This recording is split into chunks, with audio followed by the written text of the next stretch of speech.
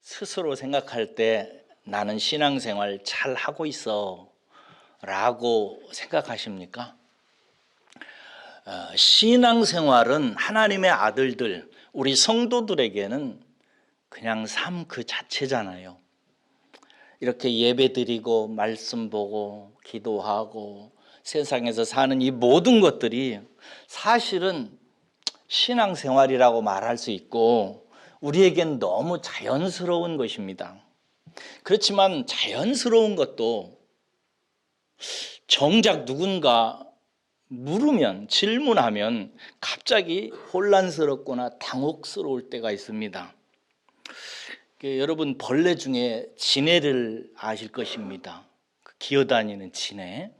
지네가 발이 몇 개인지 아세요? 적게는 30개 정도가 있는 지네도 있고요. 많게는 50개 되는 발을 가진 지네도 발견된 적이 있대요. 보통 한 100개의 발을 가지고 있답니다. 근데 누가 지네에게 물었대요. 야,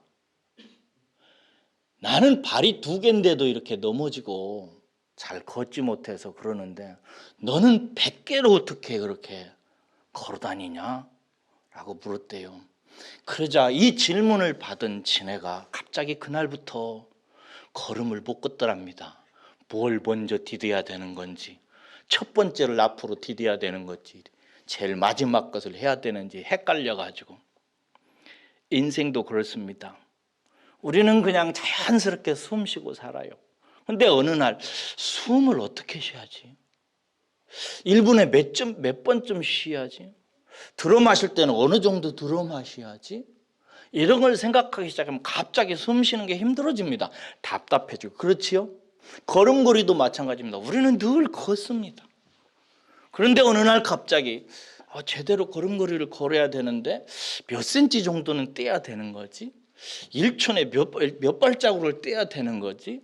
앞부터 디뎌야 되나? 뒤부터 디뎌야 되나? 이런 거 생각하다 보면은 모든 게 힘들어집니다. 제가 이 사실을 사진을 배울 때 많이 절감했습니다. 예를 여러분들은 사진 찍을 때 어떻게 찍어요? 그냥 찍잖아요. 그냥 팍팍팍 잘들 찍어요. 근데 제가 어느 날 이제 사진을 배우기 시작하면서 사진을 제대로 한번 찍어봐야 되겠다 생각하면서 제대로 사진 찍기를 생각해 보니까 사진이 이게 보통 일이 아닌 거예요. 힘들어진 거예요. 근데 어느 날 결심을 했습니다. 그래, 이왕 찍는 거 배워보려고 하는 거다. 한번 제대로 사진 좀 찍어보자 생각하고 작정하고 배우기 시작했습니다. 여기서 제대로라는 이 단어가 중요합니다. 제대로 한다는 것. 신앙생활도 숨 쉬는 것 같이 또 걸음 걷는 것 같이 그냥 셀카로 사진을 찍는 것 같이 그냥 자연스럽고 우리는 그냥 자연스럽게 일상으로 합니다. 그런데 신앙생활을 제대로 해야 된다고 생각할 때 우리는 이 질문 앞에 갑자기 나는 제대로 하는 것 같지 않고 뭔가 거북스러운 것 같고 어려운 것 같고 힘들어집니다. 그러나 신앙생활을 제대로 한번 내가 해봐야 되겠다라고 생각하는 사람은 이 질문 앞에 한번 정식으로 서보는 것도 중요하다고 생각합니다. 여러분, 신앙생활은 무엇이요? 어떻게 하는 게 제대로 신앙생활을 하는 거죠? 그 본질은 뭐죠? 여기서 제대로라는 말의 뜻은 법대로, 이치대로, 효과적으로 이런 뜻입니다.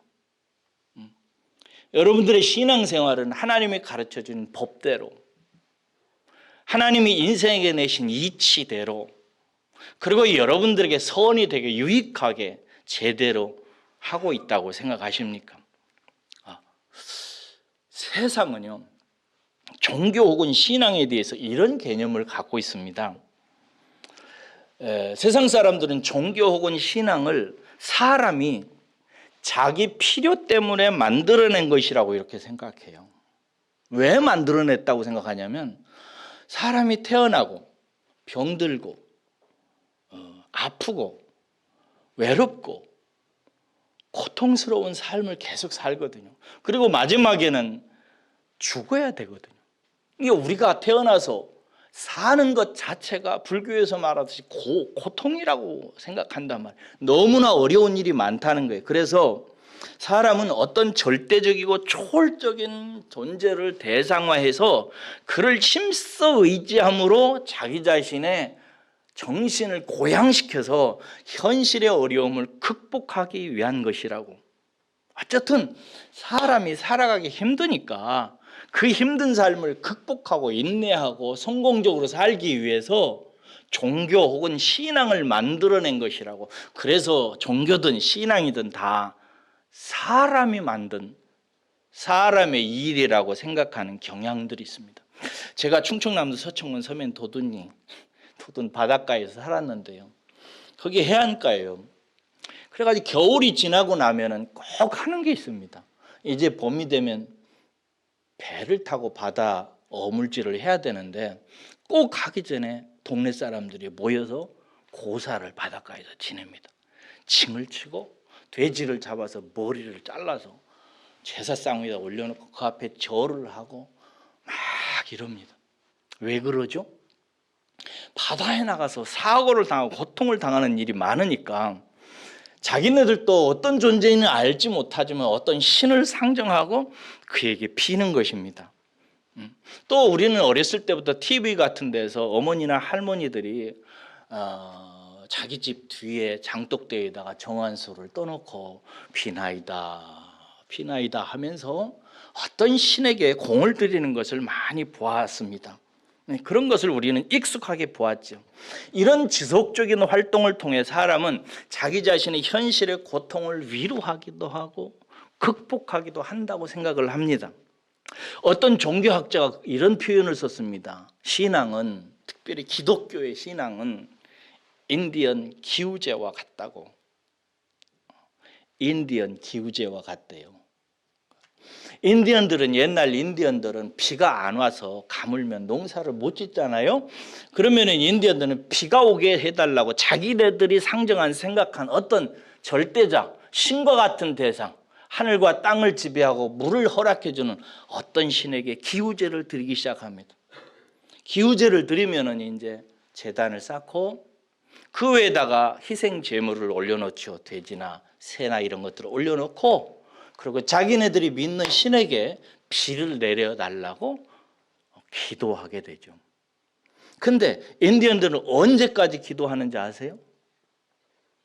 비 올 때까지. 비 올 때까지 계속 기도하는 거예요. 그러다가 어느 날 비가 오겠지요. 비가 오지 안 오겠어요? 그래도 어느 날 드디어 비가 쏟아져 내리면 인디언들은 어떻게 생각하냐면 우리의 기도와 정성을 들으시고 우리의 신이 우리에게 비를 내려줬다고 생각하고 찬양하고 기뻐하고 힘을 얻고 살아간다는 거예요. 이 종교학자는 이 이야기를 하면서 이것이 기독교의 신앙과 유사하다. 기독교도 본질상 그렇다라고 얘기하더라고요. 어떻게 생각하세요? 그렇듯하죠? 이것은 그런데 여러분 마귀 사탄의 거짓말입니다. 이것은 마귀 사탄이 세상에 뿌려놓은 거짓말이에요. 이렇게 해서 사탄은 인간과 귀신과 인간과 마귀와 인간과 사단이 서로 사귀어서 하나님께 대해서 끊어지고 하나님께 대해 죽게 만드는 것입니다. 그리고 사단은 이 거짓말을 세상 사람들에게만 전파하는 것이 아니라 교회 안에도 이 거짓말을 전파하고 이 신앙을 심어 놓습니다. 교회 안에 예배 드리는 사람들은 나는 인디언 기우제와 같이 신앙생활을 하지 않는다라고 생각할지 모르지만 교회 안에 신앙생활을 하는 사람들 속에도 이 인디언 기우제와 같은 신앙심을 가지고 일생을 하나님을 그렇게 상정하고 빌며 복을 받기 위해서 자기의 뭔가를 성취하기 위해서 신앙생활을 하는 사람들이 있습니다. 내가 구원받기 위해서 복을 얻기 위해서, 위로 얻기 위해서, 성공하기 위해서. 그래서 교회에 출석하고 때로는 전도하고 때로는 돈 11조도 바치고 그리고 봉사하고 그럽니다. 비슷하지만 그런데 여러분, 이건 가짜입니다. 가라지요. 오늘 본문 말씀을 보십시다. 오늘 본문 말씀은 유명한 가라지 비유입니다.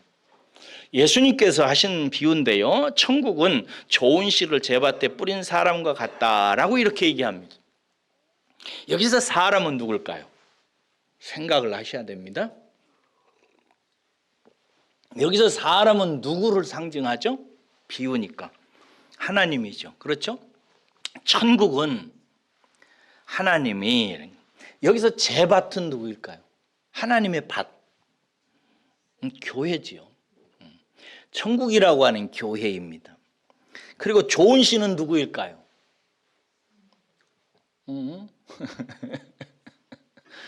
좋은 씨는 하나님의 아들들, 천국의 백성들을 말하면 뒤에 38절인가 보면 나와 있어요. 그리고 가라지는 누구일까요? 악마의 아들들, 악한 자의 아들들이라고 나와 있습니다. 천국은 마치 어떤 사람이 하나님께서 교회 안에 교회를 만드시고 하나님의 아들들을 두시고 일하시는 것과 같은 거예요. 그런데 문제가 생깁니다. 사람들이 잘 때에 원수가 곡식 가운데 가라지를 덧뿌렸다고 합니다. 싹이 나고 결실할 때가 되니까 가라지가 보이는 거예요. 요즘에 딱 그렇습니다. 봄철에 농부가 논에 벽씨를 뿌리고 벼를 심으면 벼들이 막 예쁘게 자라납니다. 참 그 벽씨, 어린 시절에 벽씨가 예쁘게 자라나는 거 여러분 보셨어요? 되게 예쁩니다. 시골 사람들은 아는데. 그게 자라나죠. 자라나가다가 어느 정도 자라나다 보면 어디서 나왔는지, 농부는 그걸 뿌린 적이 없어요. 그런데 가라지가 보이기 시작합니다. 가라지는 벽씨보다 더 강합니다. 가라지는 벽씨보다 약간 더 키가 크게 자라나기 시작합니다. 그렇게 자란 후에 추수 때가 되면은 열매를 내기 시작하는 그 벽씨하고 비슷한 가라지, 저는 이걸 옛날에 피라고 이렇게 배웠는데, 이 피가, 벽씨는 노랗고 고운 황금빛 열매 쌀알을 만들잖아요. 근데 이 가라지는 까만 그 가라지 알을 냅니다. 그때는 확연히 드러내죠. 이게 여기 본문 말씀에 보면 이제 주인하고 종들이 가서 보니까 가라지가 보이는 거예요. 그러자 종들이 주인에게 이유를 물어요. 왜 이런 일이 생겼죠? 그러자 주인이 말합니다. 원수가 이렇게 했구나라고 얘기해요. 원수는 마귀 사탄이죠. 종들이 왜 뽑아버릴까요? 그러자 주인이 말합니다. 아니다. 추수 때까지 내버려 놔두어라. 너희들이 가라지 뽑는다고 괜히 엄한 교인들 정죄할 수 있다. 그러지 마라. 내버려 놔둬라. 마지막 때에 하나님께서 내가 한다. 그래서 가라지는 묶어서 태워버리고 열매는, 곡식은 천국에 들어가게 할 것이다라고는 뭐 그런 말씀입니다. 이 말씀에서 우리는 교회 안에 있는 가라지, 그리고 그 가라지가 예표하고 있는 가라지 신앙을 경고받을 수 있습니다. 먼저 기억해야 될 것은 신앙에 여러분 정의를 분명히 우리 해두십시다. 신앙생활이란 대체 뭐냐 이거요. 신앙생활은 뭐냐면 하나님의 사랑과 은혜를 입은 성도들의 인격적 반응입니다. 뭐라고요? 다시 한번, 하나님의 사랑과 은혜를 입은 성도들의 뭐라고요? 인격적인 반응이 신앙생활입니다. 그래서 신앙은 사람의 창작물이 아닙니다. 여러분들이 만들어내는 것이 아니에요. 여러분들이 지금 이렇게 예배하는 것이 신앙생활입니다. 찬송하는 거 신앙생활이에요. 헌금하는 거 신앙생활입니다. 말씀 보는 거 신앙생활이에요. 기도하는 거 신앙생활입니다. 아니 그것뿐만 아니라 밖에 나가서 일하는 것, 공부하는 것, 피아노 연주하는 것, 직장에서 일하는 모든 것이 다 신앙생활입니다. 믿습니까? 신앙생활이요. 여기에서 하는 생활이든 밖에 나가서 하는 생활이든 다 신앙생활입니다. 그런데 하나님의 아들들의 이 삶, 인격적인 반응은 원천이 있어요. 뿌리가 있어요. 뭐냐면 하나님으로부터 온 것입니다. 내가 하는 것이 아니에요. 내가 예배하는 것 같고, 내가 찬송하는 것 같고, 내가 기도하는 것 같고, 내가 살아가는 것 같지만, 그러나 우리의 삶 전체는 어디로부터 왔다? 하나님으로부터 온 거예요. 그러니까 하나님의 우리를 향한 사랑이 은혜라고 하는 복음의 경륜을 통해서 우리가 입혀지게 되었고, 이 하나님의 사랑과 은혜를 입은 성도들에게는 나타나는 인격적 반응, 모습이 있어요. 그게 신앙이고 신앙생활인 것입니다. 이것은 우리에게서 온 것이 아니에요.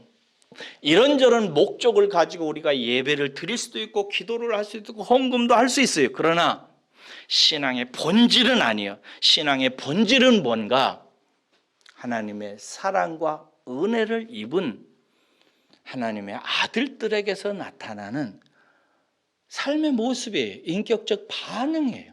이 자체가 신앙인 거고, 이런 우리의 삶은 하늘로부터 왔고 하나님의 사랑과 은혜를 입었기 때문에 우리가 이렇게 살아간다고 하는 이 분명한 이치와 본질을 꼭 마음에 새겨두시기를 주의 이름으로 축원합니다. 그러므로 신앙생활은 선물이지 우리의 노력이 아닙니다. 신앙생활은 하나님의 은혜지 우리의 공들이는 일이 아닌 것입니다. 여러분들이 지금 예배드리는 이 놀라운 여러분들의 행위는 여러분들이 지금 공들이는 것이 아니에요. 구원받기 위해서 하는 것도 아닙니다. 은혜 받기 위해서 하는 것도 엄밀한 의미에서 아니고요. 엄밀한 신앙의 개념에 의하면 하나님의 선물에 대한 여러분들의 자연스러운 인격적인 반응들인 것입니다. 이것을 깨달으시기를 주의 이름으로 축원합니다. 그래서 신앙생활이란 뭐냐? 하나님께서 내게 입혀주신 사랑과 은혜의 모습으로 나타난 나를 보면서 하나님의 그 사랑과 은혜를 깨달아가는 과정이고 그 은혜를 알고 기쁨을 누리는 과정이에요. 그래서 모든 것이 하나님으로부터 온 것입니다. 하나님의 은혜입니다. 힘차게 여러분 아멘 하시기 바랍니다. 여러분의 삶, 여러분의 신앙은 하나님의 선물이라는 사실을 믿으시기를 주의 이름으로 축원합니다. 하나님에게서 왔기 때문에 내게 나타난 거예요. 내가 뭘 했기 때문에 받는 것이 아니라 하나님이 영원전부터 여러분들을 사랑하셨고 그리스도 안에서 계획된 하나님의 은혜를 여러분들이 입혀주셨기 때문에 여러분들이 지금 예배하는 것입니다. 믿으시기를 주의 이름으로 축원합니다. 그러므로 신앙은 나로 말미암은 게 아니기 때문에 신앙생활을 제대로 하려면 먼저 알아야 되는 것입니다. 이 말을 이해하시겠어요? 우리의 신앙은 계시에 의해서 된 것이라고 그랬어요. 기독교는 다른 종교와 다릅니다. 다른 종교는 천국이라고 하는 정상을 올라가기 위해서 계단을 타고 올라가듯이, 왜 불교에 가면 탑 같은 거 있잖아요. 탑을 타고 올라가듯이 내 정성과 공과 덕과 윤리와 사랑과 이런 걸 베풀어 가지고 해가지고 마침 마지막에 극락에 가려고 하지만 천국은 그런 세계가 아니에요. 하나님께서 내려오셔서 우리에게 주셨습니다. 믿습니까? 우리는 전혀 알지도 못했는데 어느 날 예수님을 통해서 하나님의 천국이 우리에게 임했고 그 임한 천국 때문에 우리가 이런 반응을 지금 보이고 있는 것입니다. 그러므로 우리는 위로부터 내려온 것이 무엇인지를 알아가는 것이 먼저입니다. 이걸 깨달으셔야 돼. 신앙생활을 제대로 하려면 그러므로 아는 데 있는 거예요. 이것을 정말 잘 깨닫고 설명한 분이 바울 사도님이십니다. 바울이 어느 날 당신이 개척한 에베소 성도들이 신앙생활을 잘한다는 사실을 들었어요. 그래서 너무나 기뻐서 에베소서를 씁니다. 에베소서 1장 가보세요. 에베소서 1장 15절로 가보겠습니다.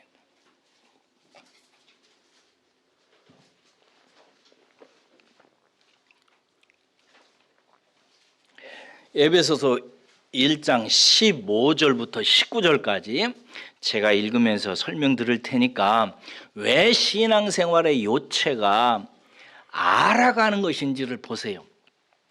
이로 말미암아, 여기서 이로 말미암아 에베소 교인들이 이제 예수 믿고 신앙생활 잘 한다는 소식 이거예요.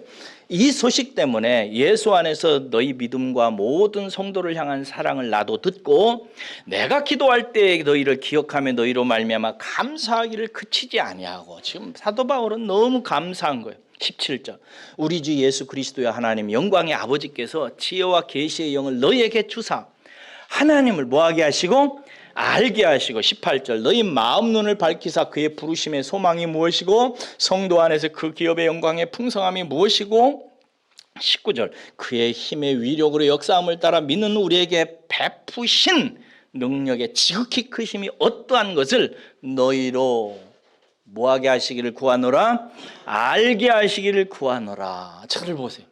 사도 바울이 에베소 성도들이 신앙생활 잘한다는 소식을 들었어요.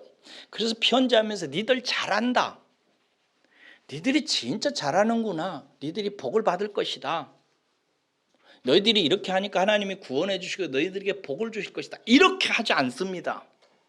하나님께 찬송을 해요. 왜? 하나님이 하신 일이니까. 그러면서 말하기를 그리스도의 하나님 영광의 아버지께서 너희들에게 지혜와 계시의 정신을 너희들에게 주어서, 그 뒤에 무슨 말이냐면 너희 마음 눈을 밝혀가지고 하나님께서 너희를 사랑하신 그 사랑과 하나님께서 너희에게 입혀주신 그 능력을 성령을 통해서 얼마나 놀랍게 부어주셨는지를 너희로 하여금 알게 하시기를 내가 구한다. 할렐루야. 알게 해주시기. 신앙생활은 어디서부터 출발한가? 구원받기 위해서 헌금 드리고 정성 드리고 교회 출석하는 데부터 시작하는 게 아니에요. 신앙생활은 어디서부터인가? 하나님께서 허락하신 사랑과 은혜가 내게 임해서 그것에 내 인격과 내 마음이 변화되는 데서부터, 반응하기 시작하는 데부터 시작합니다. 그래서 신앙생활은 따라가겠습니다. 일생토록 알아가는 것이다.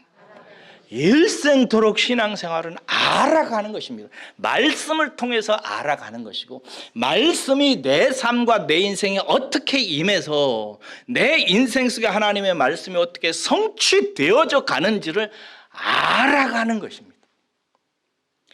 이 신앙의 본질이 제대로 잡혀야 이 사람은 신앙생활을 평탄하게 하고 안심하게 하고 기뻐하기 시작합니다. 근데 반대로 내가 헌금도 제대로 해야 되고 기도도 제대로 해야 되고 말씀도 제대로 봐야 되고 목사님 말씀도 잘 들어야 되고 충성도 잘해야 되고, 그래야 하나님의 사랑과 은혜를 입고 그래야 내가 복을 받고 그래야 내 아들과 딸들이 잘 된다고 생각하면은 이 사람은 일평생 불안하고 초조하고 어둡고 슬픕니다. 왜? 하나님의 은혜와 사랑과 복을 받는 기준과 원천이 내게 있으니까. 내가 잘못하면 이거 큰일 나는 거니까. 사탄은 세상 사람들이 가지고 있는 신앙의 개념을 가지고 교회 안에 거짓말을 퍼뜨려서 교회 성도들이 속게 만들어요. 그래서 교회 안에다가 아주 센 놈을 심습니다. 가라지를 심어요. 가라지가 특성이 있어요. 처음에는 비슷해요. 똑같이 예배합니다. 똑같이 예수 고백해요. 신앙생활 합니다. 근데 가라지는 벼보다 세다 안 세다? 세요. 성도들 중에서 센 사람 조심하세요. 잘 자랍니다. 뛰어나 보여요. 잘 먹고 잘 입고 성공했으니까. 그래서 교회 안에서 볼 때 그런 사람들이 있어요. 저 성도는 내가 볼 때 그런 사람 많거든요. 별로 그렇게 신앙심이 좋아 보이지는 않아. 그렇게 뛰어나게 좋은 신앙을 가지고 있지 않은데 세상적으로 말할 때 잘 돼. 잘 자라. 아들과 딸들도 복을 받는 것 같아. 그래서 우쭐우쭐 자라나요. 그러면 다른 성도들은 그걸 보면서 부러워해. 어떻게 하면 저렇게 복을 받지? 어떻게 하면 저렇게 우뚝 서지? 같은 논에 똑같아요, 벼들이. 여러분 벼 보면 키가 비슷해요, 들쭉날쭉해요. 비슷합니다. 그런데 늦여름이 되고 초가을쯤 되면 어떤 놈들이 솟아오르기 시작해요. 뛰어난 놈이 나옵니다. 그러면 그 뛰어난 놈이 눈에 보이잖아요. 교회도 똑같아요. 그 악마의 아들들이 보이기 시작합니다. 근데 우리 눈에는 처음에는 좋아 보여요. 근데 언제 그게 심판받느냐? 언제? 추수 때. 그때 드러나는 거예요. 여러분 신앙생활은 그래서 이 부분에서 깨달아가고 알아가야 되는 데 있는 거예요. 다시 한번 하겠습니다. 신앙생활은 일생 알아가는 삶이다. 그래야 찬송이 나오는 거예요. 여러분 안다는 말의 개념을 제가 여러분들에게 안다는 말은 4가지 심층적 발전 단계로 우리에게 적용된다고 그랬습니다. 안다는 말은 첫째 이해한다는 것입니다. 성경 말씀 이해해야 됩니다. 두 번째는 경험한다는 뜻입니다. 실제 자기의 삶 속에서 하나님의 말씀을 경험해 가는 것입니다.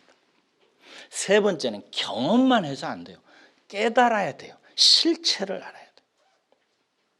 이렇게 깨달은 사람은 나중에 일치가 됩니다. 뭐하고? 하나님의 말씀하고 내 마음, 내 삶하고 하나가 되기 시작합니다.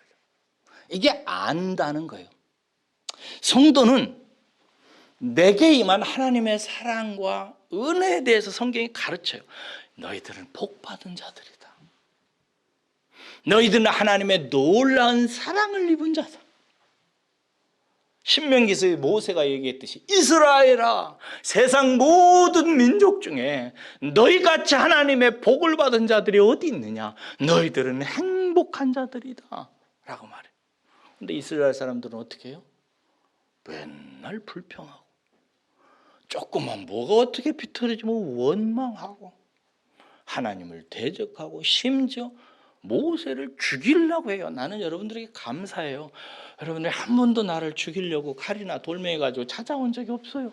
늘 존경한다고 사랑한다고 그러고 기도해 주니 너무 감사해요.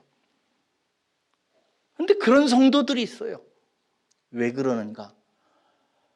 내게 임한 사랑과 은혜가 얼마나 놀라운 것인지를 아직 알지 못하고 그 사랑과 은혜가 말씀을 통해서 어떻게 나타났는지를 아직 이해하지 못하고 그 이해된 하나님의 말씀이 내 삶 속에서 지금 어떻게 열매 맺어 가는지를 아직 알지 못하고 경험해 보지 못하고 깨닫지 못해서 기쁨의 복음과 축복의 복음, 행복의 복음을 들었는데 기쁨의 감정으로 행복의 예배로 일치되어지지 않는 거예요.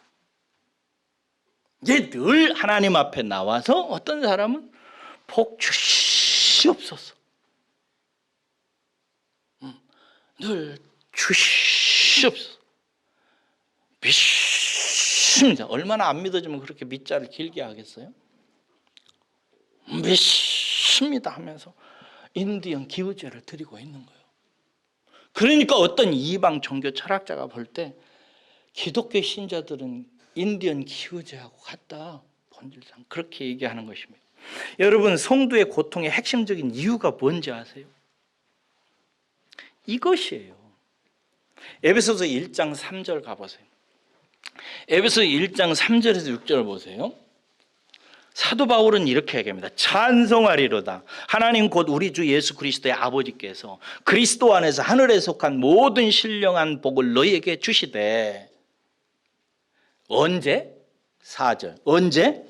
장세 전에, 곧 장세 전에 그리스도 안에서 우리를 택하사 우리로 사랑 안에서 그의 앞에서 거룩하고 흠이 없게 하시려고 그 기쁘신 뜻대로 우리를 예정하사 예수 그리스도로 말미암아 자기의 아들들이 되게 하고 계시다? 앞으로 될 것이다? 아니요. 되게 하셨으니 할렐루야. 되게 하셨다고 이렇게 되어 있어요. 이는 그가 사랑하시는 자 안에서 우리에게 거저 주시는 바 그의 은혜의 영광을 찬송하게 하려는 것이라 라고 되어 있어요. 여러분, 우리가 받은 신앙의 모든 내용들은 원천이 하나님이고 뿌리가 창조 전이에요. 그리스도 안에서 우리를 택하셨어요. 그리고 어떻게 그 하나님의 사랑과 은혜를 입혀주실 예정하셨어요. 그리고 때가 이르면 여러분들에게 그 사랑을 알리셨고 은혜를 입히셔서 여러분들 하나님 나라의 유업을 이을 자로 지금 부어주고 계세요.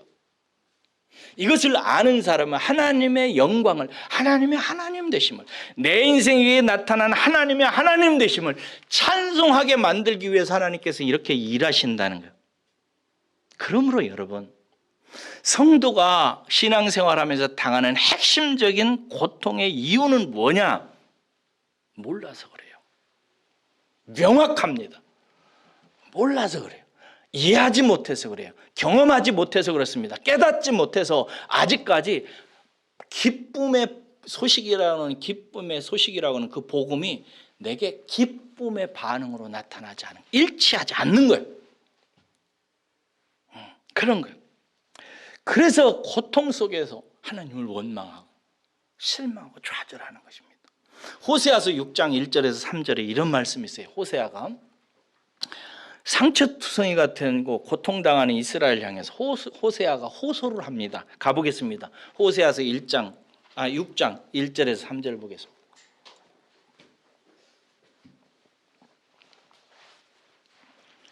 하나님을 믿는 하나님의 백성들이 눈물 흘리고 고통당해서 울고 상처 때문에 아파하는 이스라엘에게 호세아가 이렇게 얘기합니다. 오라, 우리가 여호와께 돌아가자.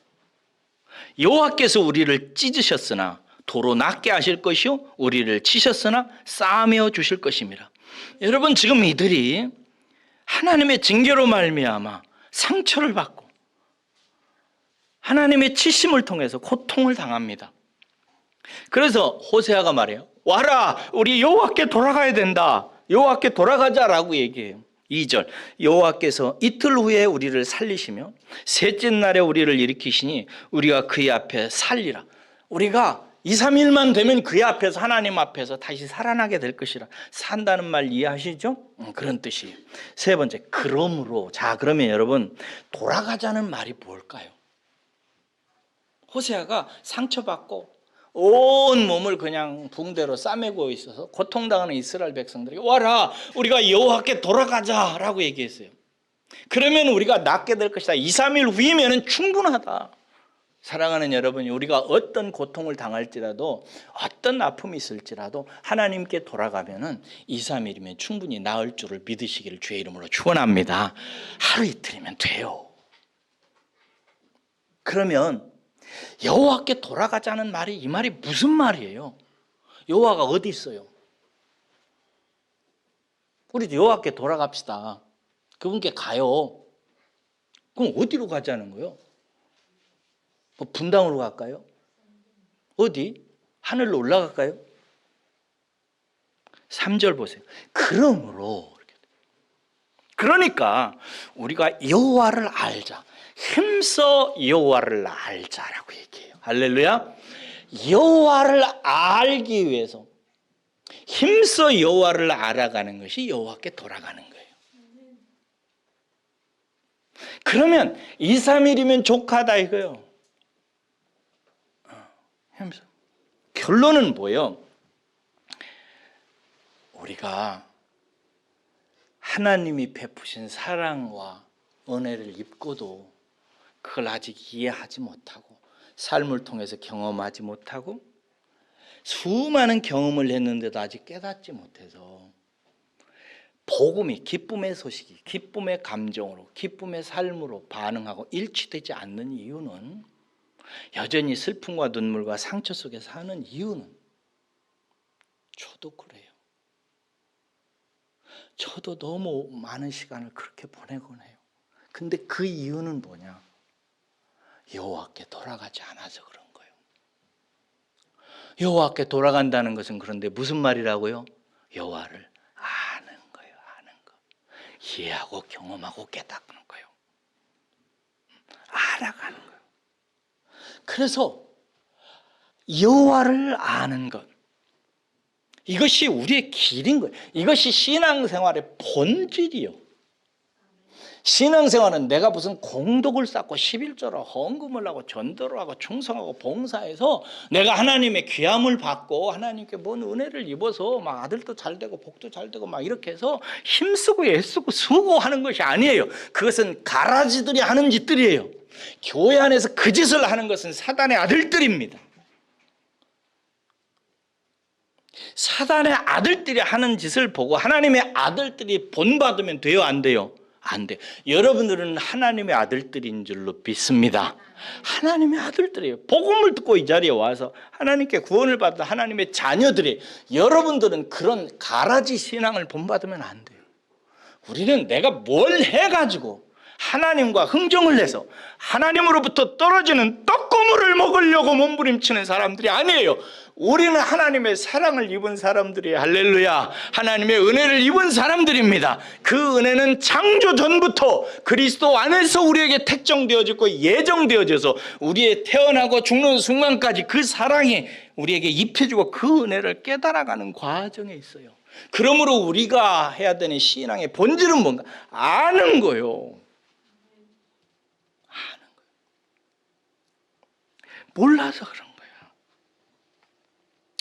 이번 구약 수요 성경 본문 수용 성경 공부는 이걸 하려고 하는 거예요. 하나님의 말씀을 잘 이해해서 해석하는 법, 그리고 하나님의 말씀이 어떻게 내 삶에서 내 구체적인 생활 속에서 이게 적용되고 있는지 내 삶을 해석하는 법, 해석법을 좀 가르치려고 그래요. 하나님의 원본인 말씀을 해석하는 법 쉽게 해보려고 할 거예요. 하고 묵상하는 법을 가르쳐. 그 다음에 그냥 이것만 이해하는 데서 끝내서는 안 되거든요. 내 삶의 경험을 통해서 나타난 것을 해석해내는 방법, 어떻게 이걸 알아가는가, 굉장히 중요하겠죠. 이것이 신앙생활이에요. 많이 나오시기를 주의 이름으로 축원합니다. 잘 배워서 여러분 좋은 성도가 돼야 돼요. 그래서 이 좋은 신앙을 가지고 있는 사람들에게서 나타나는 증상들이 교회 출석 잘하는 것이고, 어떤 사람은 막 이걸 잘 알아가지고 11조도 하는 사람이 있어요. 어떤 사람이 11조 하는데 뭐 복 받으려고 하는 사람들이, 이거 가라지 신앙이거든요. 근데 제대로 안 사람은 11조를 감사로 드리거든요.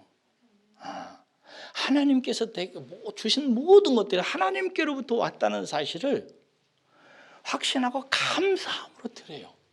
근데 어떤 사람은 이걸 드리면은 하나님께서 되게 복 주시기, 이 가라지들이 하는 짓들이거든요. 이렇게 하는 거예요. 어떤 사람은 전도도 해요. 그러니까 어떤 가라지들은 내가 전도하면 천국에 상을 쌓겠지, 복을 받겠지, 이렇게 가지고 해요. 근데 어떤 사람은 내게 주신 이 기쁨의 소식으로 우리 아버지 하나님 기쁘게 해드려야지, 한 영혼이라도 구원해야지, 이렇게. 이게 뿌리가 아니라 열매로 하는 사람들이 있다고요. 공덕으로 시도하는 것이 아니라 하나님이 주신 사랑과 은혜를 깨달아서 알아서 열매로 나타나는 거예요. 어떤 사람은 막 원수도 사랑해요. 그 원수를 사랑하지, 내가 이렇게 사랑해가지고 그래야 복 받지, 이렇게 해서 하는 게 아니라 하나님의 사랑하신 그 그리스도를 통해서 나타난 사랑과 은혜가 내 안에 깨달아지고 알아져서 나도 한번 예수님처럼 해봐야지, 나 할 거야, 내가 예수님처럼 한번 해볼 거야 라고 생각하고 도전하고 해보는 거예요. 이렇게 신앙생활은 예수 그리스도를 통해서 나타난 하나님의 사랑과 은혜를 입은 사람이 나도 감사하고 찬양하면서 예수 그리스도를 닮아가는 과정이에요. 그렇게 예수 닮기를 소원하는 거예요. 사랑하는 여러분, 우리도 그렇게 신앙생활을 해 가십시다. 할렐루야. 예. 저는 여러분들의 신앙생활이 기뻤으면 좋겠어요. 즐겁기를 바라요. 여러분 마음속에 평안이 토대옥이 있어야 돼요. 여러분들의 인생은요, 여러분들의 신앙이라는 삶은 하나님의 사랑과 은혜가 여러분의 삶의 반석처럼 놓여져 있어요. 여러분들이 잘하느냐 못하느냐 그 문제가 아니에요. 여러분들은 이미 하나님의 사랑과 은혜를 태초부터 입었어요. 할렐루야. 그 입은 위에서 출발하는 거예요. 그래서 기뻐해야 되는 거예요. 그러시기를 주의 이름으로 축복합니다.